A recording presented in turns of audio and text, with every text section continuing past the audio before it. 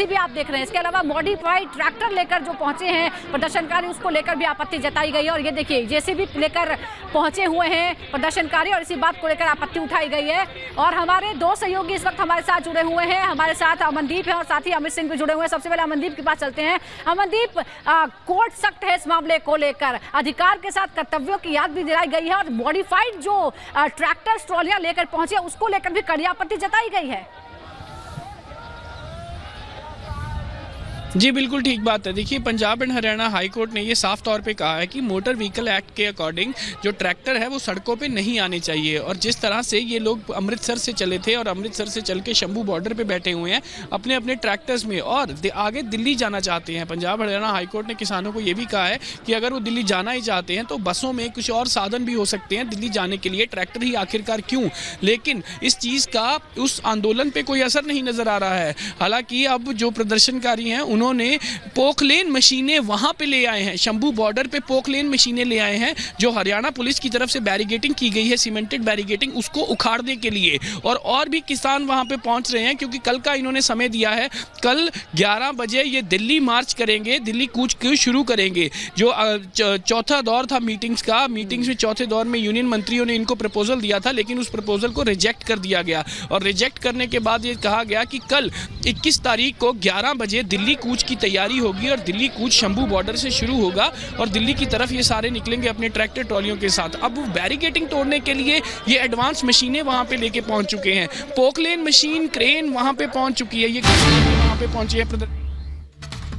और इस बीच बड़ी खबर आ रही है, लगातार पश्चिम बंगाल को लेकर रिपब्लिक मीडिया नेटवर्क सवाल खड़े कर रहा है। और बड़ी खबर दरअसल ये भी आ गई कि ममता सरकार को एनएचआरसी की ओर से नोटिस दिया गया है। जिस तरीके से संतूपान की गिरफ्तारी की गई, इसके बाद से संतूपान का परिवार पहुंचा एनएचआरसी के पास और अब देखिए इस पूरे मामले का संज्ञान लेते हुए एनएचआरसी ने ममता सरकार को नोटिस जारी किया है। यहाँ पे देखिए लगातार कल से लेकर के अब तक चाहे सरकार के मंत्री हो, चाहे वो अलग अलग क्षेत्रों से जुड़े हुए लोग हो, सबकी ओर से यही कहा जा रहा है दरअसल कि आप एक पत्रकार को पत्रकारिता करने से नहीं रोक सकते हैं, ये उसका कर्तव्य है, ये उसका धर्म है। लोकतंत्र के चौथे स्तंभ को आप काम करने से नहीं रोक सकते हैं। लिहाजा जिस तरीके से कल संतूपान की अरेस्टिंग हुई है, इसके बाद से अब तक लगातार न सिर्फ प्रतिक्रियाएं निकल के सामने आ रही है, हर कोई इस बात को लेकर कि ममता सरकार से सवाल पूछ रहा है। और अब एनएचआरसी ने भी ममता सरकार को नोटिस थमा करके जवाब दरअसल मांगा है दरअसल कि किस कानून के तहत, किस अपराध के तहत संतूपान की यहाँ गिरफ्तारी की गई है।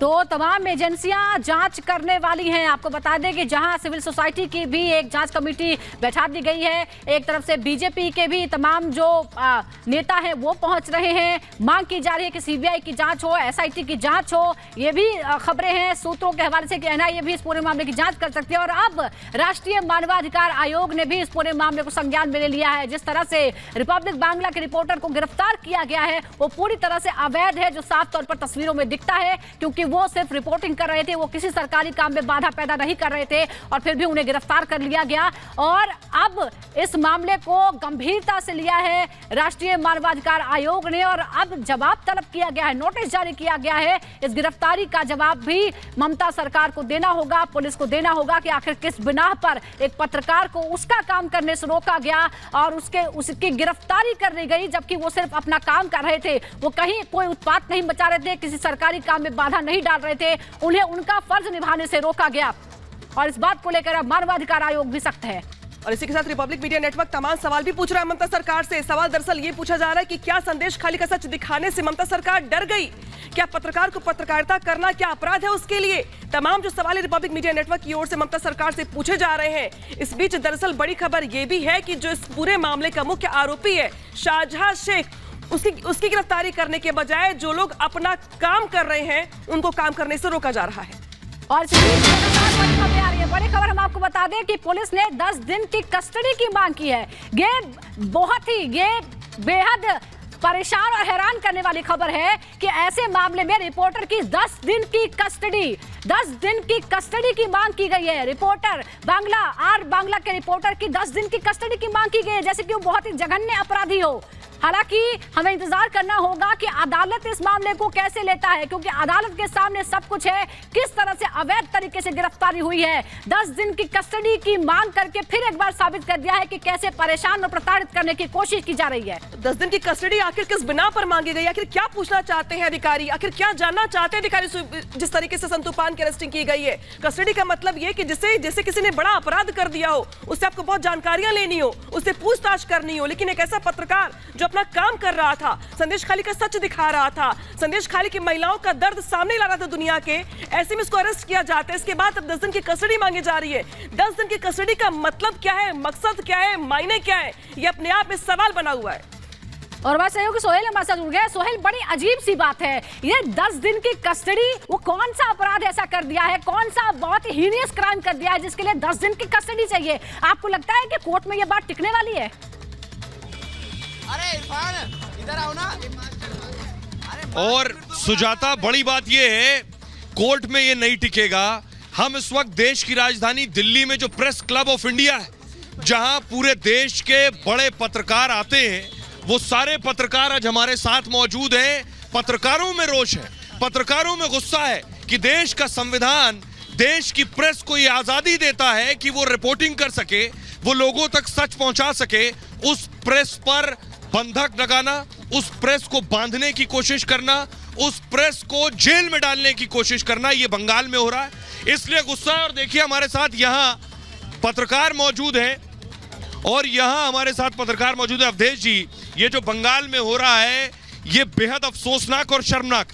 नहीं, अफसोसनाक नहीं है, ये तो एक फासिस्ट हिंसा की तरह है। ये एक पत्रकार को उसकी ड्यूटी करते हुए जिस ढंग से उसकी अरेस्टिंग हुई है, जो वीडियो आया है, ये ममता बनर्जी सरकार को शर्म से डूब मरना चाहिए। ममता बनर्जी सरकार अगर इस आधार पर कार्रवाई कर रही है कि कोई पत्रकार उनके अनुकूल बात नहीं कर रहा है और पुलिस प्रशासन उसको उठा के जेल में बंद कर रहा है, तो इसके ये तो फिर एक नई अभिव्यक्ति की आज़ादी की एक नई लड़ाई है।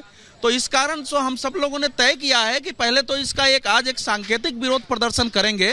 अभी हमारे साथी सब जुट रहे हैं, सांकेतिक विरोध प्रदर्शन करेंगे, लेकिन इस इशू को आगे लेके जाएगा। कल भी विरोध प्रदर्शन है। एनयूजीआई ने अभी मीटिंग करके एक फैसला किया है कि कल विरोध प्रदर्शन करके यहाँ बंग भवन मार्च करेंगे।